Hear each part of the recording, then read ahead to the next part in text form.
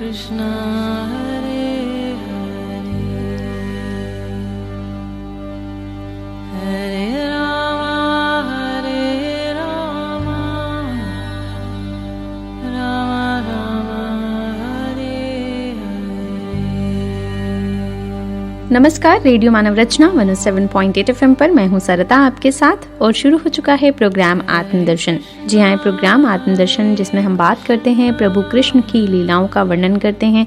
और आजकल इस प्रोग्राम में हम जिस विषय में बात कर रहे हैं वो है पुस्तक श्री गौरांग सुधा, जो चैतन्य महाप्रभु जी की जीवनी है। चैतन्य महाप्रभु जिन्होंने जन्म लिया नवद्वीप में और सभी को जो है श्री कृष्ण नाम से अवगत कराया। उस महाप्रभु ने हर दिशा की यात्रा की, सभी भक्तों से मिले और सभी भक्तों को उन्होंने बहुत ही उचित शिक्षा दी कि किस तरह से भक्ति ही एक मार्गदर्शन है, भक्ति ही एक उपाय है प्रभु को प्राप्त करने का। और इस प्रोग्राम में अपना ज्ञान हमारे साथ बांटने के लिए स्टूडियो में हमेशा की तरह मौजूद हैं रागलेखा दासी जी, चरणाश्रित योगाचार्य श्री श्रीमद भक्ति वेदांत नारायण गोस्वामी जी की शिष्या।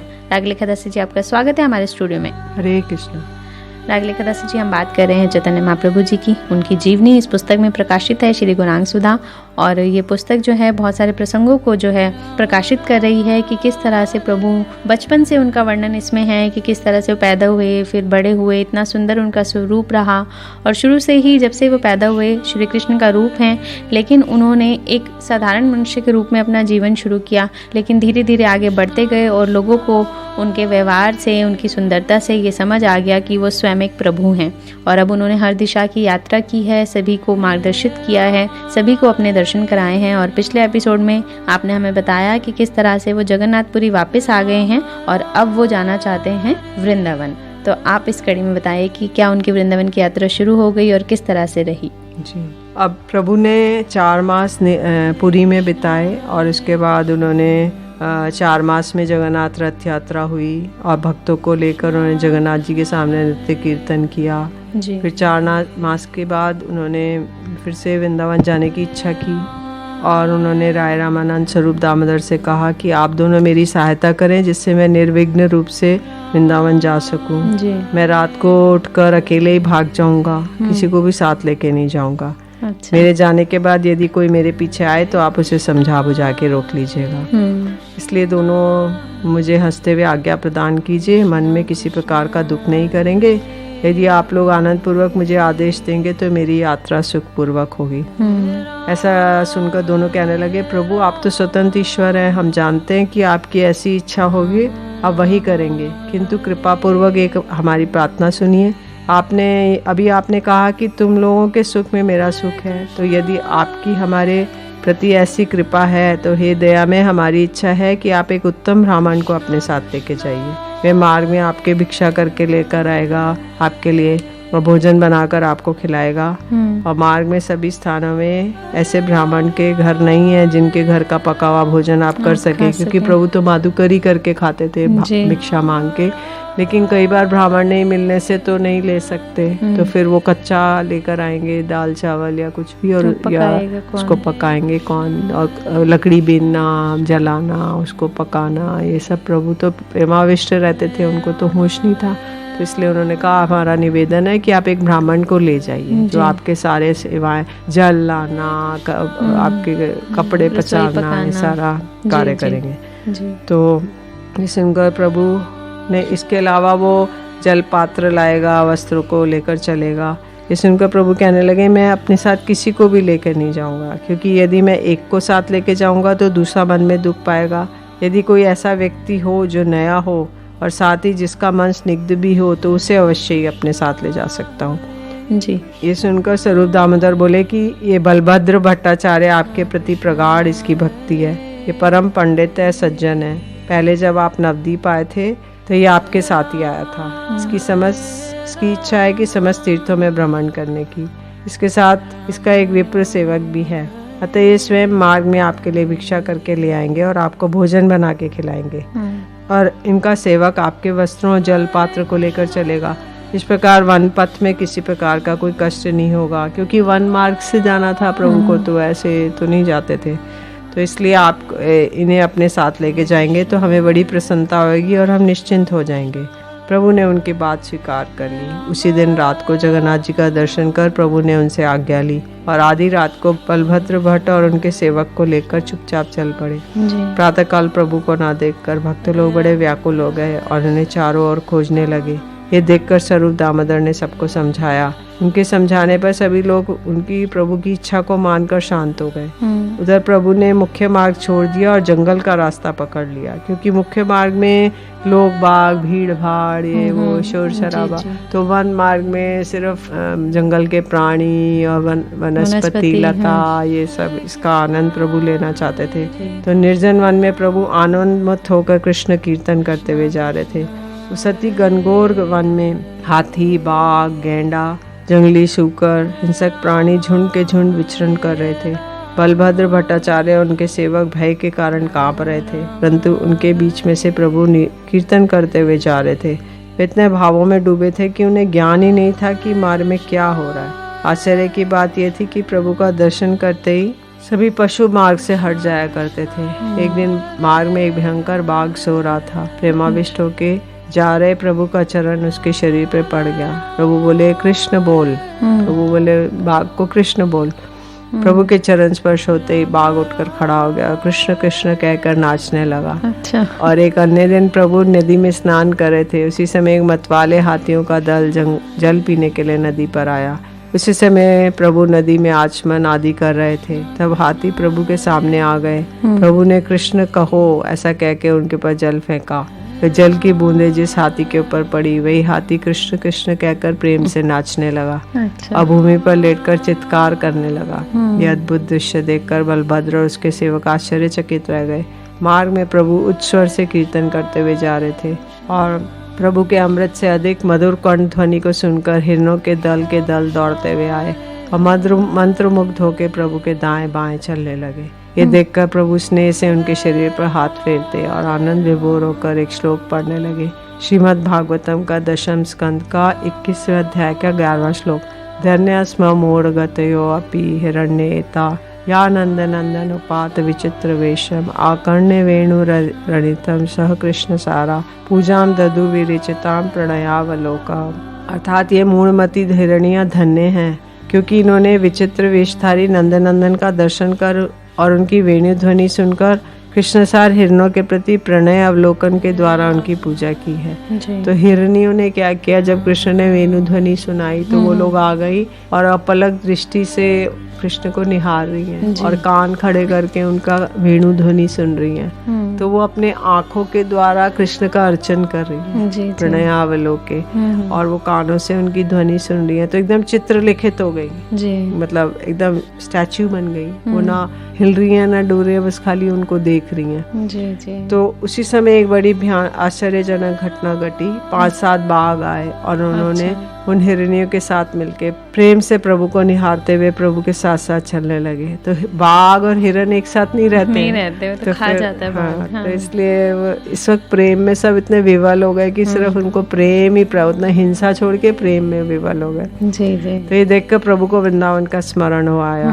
और उन्होंने आविष्ट होकर भागवत का एक और श्लोक पढ़ने लगे जी, जिसमें वृंदावन के गुणों का वर्णन है। यत्र नैसर्ग दुर्वैरा सहासन नाम मृगादेय मित्राणि वाजितावास दुत रुट तशनादिकम। अर्थात मनुष्य और बाघ सभी प्राणी स्वभाव रूप से एक दूसरे के विरुद्ध चेष्टा होने पर भी जहाँ पर मित्र भाव से एक साथ निवास कर रहे हैं। कृष्ण का नित्य विहार स्थल होने के कारण क्रोध तृष्णा आदि जिस धाम को सदा के लिए छोड़ के चले गए, ब्रह्मा ने उसी अप्रकट वृंदावन धाम को प्रणाम किया।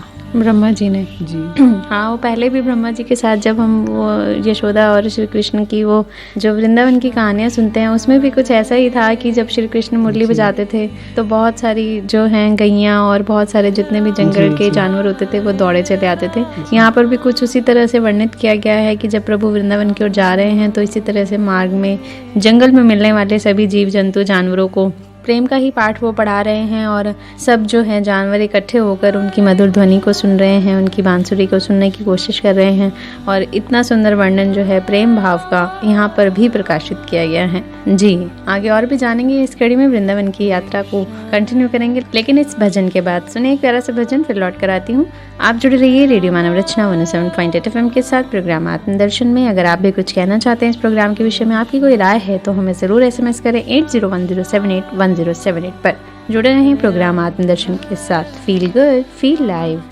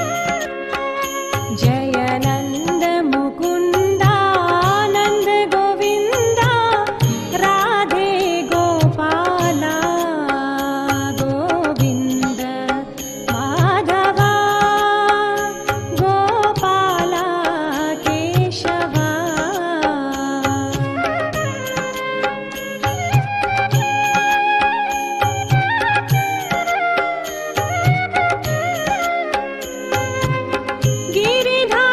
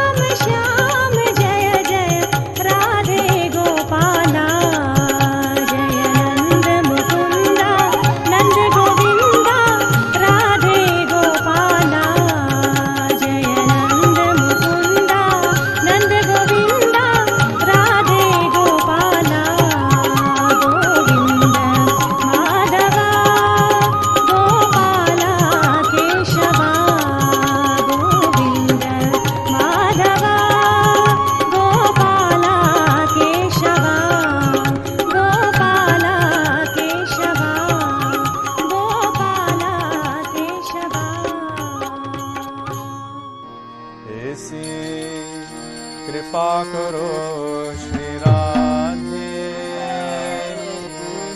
निजो वृंदावन को वास ऐसी कृपा करो श्री राधे निजो वृंदावन को वास ऐसी कृपा निजो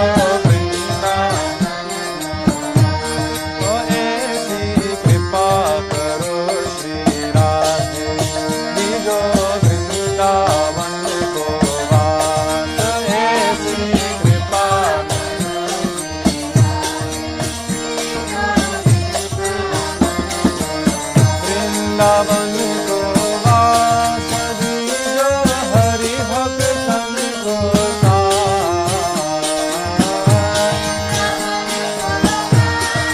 दीजो हरि भक्तन को ऐसी कृपा करो श्री राधे दीजो वृंदावन को वास ऐसी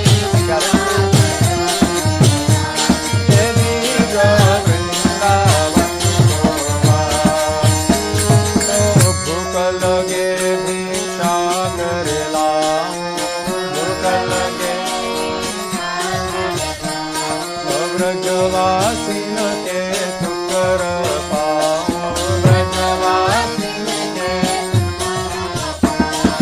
प्यास लगे जमुना जल पीते निधुवन कर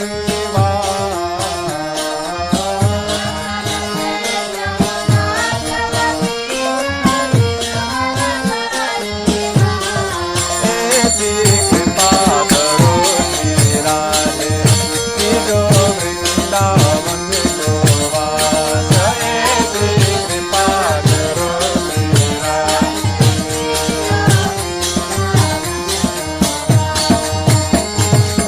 गोवर्धन परिक्रमा लगाओ गोवर्धन परिक्रमा मानस गंगा प्रेम से नहाओ मानस गंगा राधा कुंड और कृष्ण कुंड में नित्य करुणा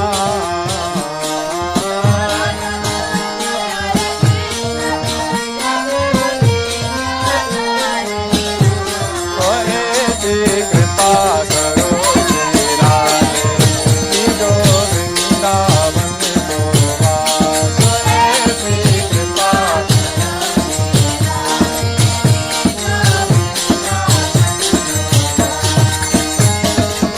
नंदगांव बरसाने जाओ नंदगांव बरसाने राधे जी के दर्शन पाओ राधे जी के गहवर वन परिक्रमा लगाओ गहवर वन लाल कुटी और मान कुटी पे देखो रास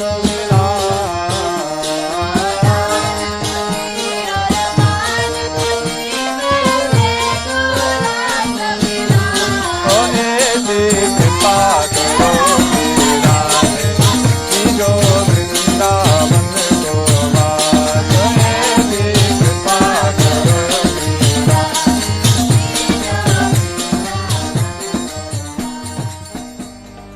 Hare Krishna,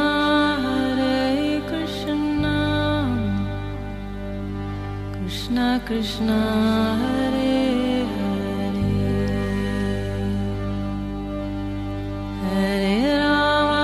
Hare Rama, Rama Rama, Hare Hare। स्वागत है आप सभी का एक बार फिर रेडियो मानव रचना 107.8 FM पर। सरलता हूँ आपके साथ प्रोग्राम आत्मदर्शन में और जान रहे हैं रागलेखा दासी जी से श्री गुरांग सुधा पुस्तक में वर्णित बहुत सारे प्रसंगों को।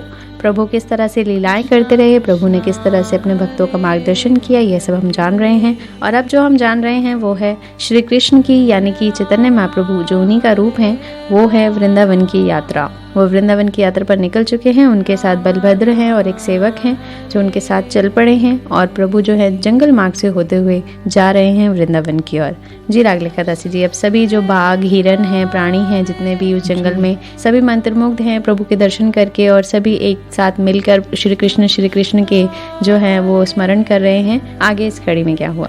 तो प्रभु झारखंड के जंगलों से जा रहे हैं। अच्छा। तो प्रभु जब कृष्ण कृष्ण प्रभु ने कहा तो बाघ, हिरण एक साथ कृष्ण कृष्ण कहकर नाचने लगे और वो एक दूसरे को आलिंगन कर मुख से मुख देकर एक दूसरे को चुम्बन करने लगे। अच्छा। बाघ और हिरण। अच्छा। और ये देखकर प्रभु हंसने लगे और उन सबको छोड़कर प्रभु वहां से आगे निकले तो मयूर आदि पक्षी मत होकर नाचते हुए प्रभु के साथ साथ चलने लगे। जी। प्रभु जब उच्च स्वर से हरि बोल कहते तो वृक्ष लता प्रफुल्लित हो जाते। इस प्रकार झारखंड में स्थावर जंगम जितने भी प्राणी थे सभी को प्रभु ने प्रेमोन्मत्त कर दिया। प्रभु किसी भी गांव से गुजरते या ठहरते थे, गांव के सभी लोग कृष्ण भक्ति में रत हो जाते थे और यदि कोई उनके मुख से कृष्ण नाम सुन लेता तो उसके मुख से भी कृष्ण नाम स्वतः ही निकलने लगता था। फिर उसको जब दूसरा देखता तो उसके नाम से स्वतः ही कृष्ण नाम निकलने लगता। इस प्रकार प्रभु लोगों के उद्धार करते हुए चले जा रहे थे। गांव के गांव कृष्ण भक्त बन गए। पूरा गांव, जैसे छूत का रोग होता है, इन्फेक्शियस डिजीज, ऐसे पूरा छूत का रोग हो गया पूरे गांव को। यद्यपि लोगों की भीड़ के कारण बहिर्मुख लोगों के सामने प्रभु अपने भावों को गुप्त कर लेते थे, तथापि उनके दर्शन और श्रवण के प्रभाव से सारा देश वैष्णव हो गया। इस प्रकार प्रभु स्वयं ही गौड़, बांग्लादेश और बंगाल देश और उड़ीसा आदि देशों का भ्रमण करते हुए उन्होंने लोगों का उद्धार किया। अब वृंदावन जाने के बहाने मार्ग में झारखंड के अत्यंत बहिर्मुख लोगों को नाम प्रेम प्रदान कर उनका भी उद्धार किया। मार्ग में वन देखकर प्रभु को वृंदावन, पर्वत देख के गोवर्धन की उद्दीपना होती थी। तो जब भी वन देखते हुए सोचते थे वृंदावन, कोई पर्वत देखते थे कि ये गिरिराज गोवर्धन है, कोई नदी देखते थे तो ये जमुना जी है। तो वे रोते रोते नृत्य करते हुए गिर जाते थे और मार्ग में भट्टाचार्य जी साग, फल, मूल जहाँ जो भिक्षा मिल जाती उसे प्रभु को खिलाते थे। मार्ग में जब वे किसी ब्राह्मण के गांव में पहुंचते तो उस ब्राह्मण के 5-7 ब्राह्मण आकर प्रभु को निमंत्रण देते थे। कोई अन्न लाकर भट्टाचार्य जी को दे जाता तो कोई दूध, दही, घी, खंड आदि दे जाता। भट्टाचार्य प्रभु को वही सब खिलाया करते थे। जिस गांव में एक भी ब्राह्मण नहीं होता था, वो केवल शूद्रों का ही गांव होता था, तब उस गांव में यदि कोई शुद्ध होने पर भी दीक्षित होता था तो वे आकर प्रभु को जब निमंत्रण देता था तो भट्टाचार्य जी वहां जाके स्वयं ही रसोई बनाते थे। तो अगर यदि कोई केवल शूद्रों का गांव है तो अगर वो कोई शूद्र दीक्षित है तो वहां जाके वो स्वयं रसोई बनाएंगे भट्टाचार्य जी और प्रभु को खिलाते थे। भट्टाचार्य जी मार्ग के लिए कुछ चावल आदि भी रख लिया करते थे। मार्ग में जहाँ केवल जंगल ही जंगल होता था, लोगों का निवास नहीं होता था, वहाँ वे उसी चावल को पकाते और कुछ जंगली साग, फल मूल आदि से प्रभु की सेवा किया करते थे। उस दिन वन भोजन करके प्रभु को बहुत ही आनंद होता था। इसी प्रकार बलभद्र एक दास की भांति उनकी सेवा करते और विप्र सेवक प्रभु का जल पात्र और उनका बहिर्वास लेकर चलता था। वन मार्ग में झरने के ठंडे जल से प्रभु 3 बार स्नान करते और बलभद्र लकड़ियां जलाकर उनकी सर्दी को दूर करते थे। प्रेमाविष्ट होकर वन मार्ग में निर्जन जाते समय प्रभु को बहुत आनंद हो रहा था। वे आनंदित होकर बलभद्र से कहने लगे, भट्टाचार्य, मैं बहुत तीर्थ स्थानों में गया, प्राय अधिकांश तीर्थ यात्रा मैंने वन मार्ग से की, परंतु वन मार्ग में जाते समय मुझे कभी लेश मात्र भी दुख का अनुभव नहीं हुआ। परम कृपालु कृष्ण ने मुझ पर बड़ी कृपा की है। वन मार्ग में जाने पर भी उन्होंने मुझे सर्वदा सुखी प्रदान किया।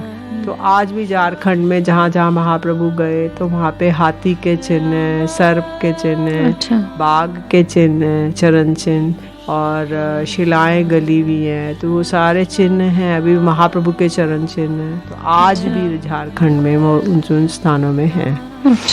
तो उन्होंने पहली बार विचार किया था कि एक बार अपनी माता और गंगा जी का दर्शन कर अन्यान्य भक्तों से मिलकर भक्तों के साथ लेके वृंदावन जाऊंगा। ऐसा सोचकर वे माता और गंगा जी का दर्शन कर प्रसन्न मुख से लाखों करोड़ों भक्तों को लेकर वृंदावन की ओर चल पड़े थे। उसी समय लाखों करोड़ों भक्त मेरे साथ चल रहे थे, किंतु जब मैं मार्ग में रामकेली गांव पहुंचा तो सनातन गोस्वामी के मुख से मैंने कृष्ण के ने ही मुझे वृंदावन गमन की परिपाटी की शिक्षा प्रदान की। इसलिए कृपा करके मुझे इस वन मार्ग से ले आए। वे कृपा के सागर है, दीनहीनों के प्रति उनकी अपार करुणा है। कृष्ण की कृपा के बिना जीव मात्र किसी भी प्रकार का सुख प्राप्त नहीं हो सकता। ऐसा कहके परम करुणामय भट्टाचार्य को आलिंगन करते हुए वे बोले कि तुम्हारी कृपा से ही इस विकट वन मार्ग में मुझे इतना सुख प्राप्त हुआ। प्रभु के वचनों को सुनकर भट्ट कहने लगे, प्रभु मैं जानता हूँ कि आप परम दयामय स्वयं कृष्ण हैं। मैं तो एक अति तुच्छ जीव मात्र हूँ। आपने कृपा पूर्वक अपने साथ लेकर मुझे सेवा का सुअवसर प्रदान किया और मेरे हाथ से भिक्षा ग्रहण की। इस प्रकार आपने कृपा कर अधम कौवे को भी गरुड़ का सम्मान प्रदान किया। ऐसा तो केवल आप ही कर सकते हैं, क्योंकि आप स्वतंत्र ईश्वर हैं, आप स्वयं भगवान हैं। मुकम करोति वाचालम पंगु लंघ्यते गिरिम यत् कृपा तमहम वंदे परमानंद माधवम। जिसकी कृपा से गूंगा भी बोलने लगता है, लंगड़ा पर्वत लांघ सकता है। गूंगा कोई बोल सकता है, लेकिन कृपा के द्वारा है प्रभु की। और लंगड़ा पर्वत को लंगड़ा कभी पर्वत नहीं लांघ सकता, लेकिन लंगड़ा भी पर्वत को लांघ लेगा। और ऐसे परमानंद स्वरूप माधव की मैं वंदना करता हूँ। इस प्रकार बलभद्र भट्ट ने प्रभु की वंदना की और अपने सेवा के द्वारा प्रभु को संतुष्ट किया। इस प्रकार नाना प्रकार से आनंदित होकर प्रभु काशी पहुँच गए। अच्छा जी, तो प्रभु अब काशी पहुंच गए हैं। काशी पहुंचकर फिर वो आगे वृंदावन जाएंगे। जी, तो प्रभु जो है वो निकल पड़े हैं वृंदावन की यात्रा की ओर। भट्टाचार्य जी बलभद्र उनके साथ हैं। झारखंड के जंगलों से होते हुए वो जा रहे हैं। सभी प्राणी जानवर वनस्पतियां उनसे मिलकर प्रफुल्लित हो गए हैं और मार्ग में जितने भी गांव पड़ते हैं सभी उनको मिलकर इतने प्रसन्न हो रहे हैं। सभी को उन्होंने नाम प्रेम दान प्रदान किया है और सभी का कल्याण किया है और साथ में उनके सेवक उनकी भरपूर सेवा करते हुए उनको आनंदित कर रहे हैं। तो ये सारी कहानियाँ जो हैं हम लोग जान रहे हैं रागलेखा दासी जी से। सारे प्रसंग जो हैं वर्णित हैं इस पुस्तक श्री गौरांग सुधा में। अगर आप भी कुछ कहना चाहते हैं इस प्रोग्राम के विषय में, आपकी कोई राय है तो आप हमें ज़रूर SMS करें 8010781078 पर। तो प्रभु की वृंदावन यात्रा जो है वो चल पड़ी है और अब प्रभु पहुँच गए हैं काशी। तो काशी में किस तरह से उनका सफ़र रहा, काशी में किस तरह के लोग उनसे मिले, किस तरह का वार्तालाप हुआ, ये सब हम जानेंगे अपने अगले एपिसोड में, क्योंकि अभी वक्त हो चला है हमारे यहाँ से जाने का, आपसे इजाजत लेने का। रागलेखा दासी जी आपका बहुत बहुत शुक्रिया हमारे स्टूडियो में आने के लिए और इतनी ज्ञानवर्धक बातें, इतने सुंदर प्रसंग जो प्रभु के आप सुना रही हैं, इसके लिए आपका बहुत बहुत धन्यवाद। हरे कृष्ण। तो आज प्रोग्राम आत्मदर्शन में बस इतना ही। अगले एपिसोड में और भी बहुत कुछ जानेंगे रागलेखा दासी जी से, लेकिन अभी के लिए मुझे दीजिए इजाजत और सुनते रहिए रेडियो मानव रचना 107.8 FM पर आने वाले और भी प्रोग्राम्स को। Feel good, feel live.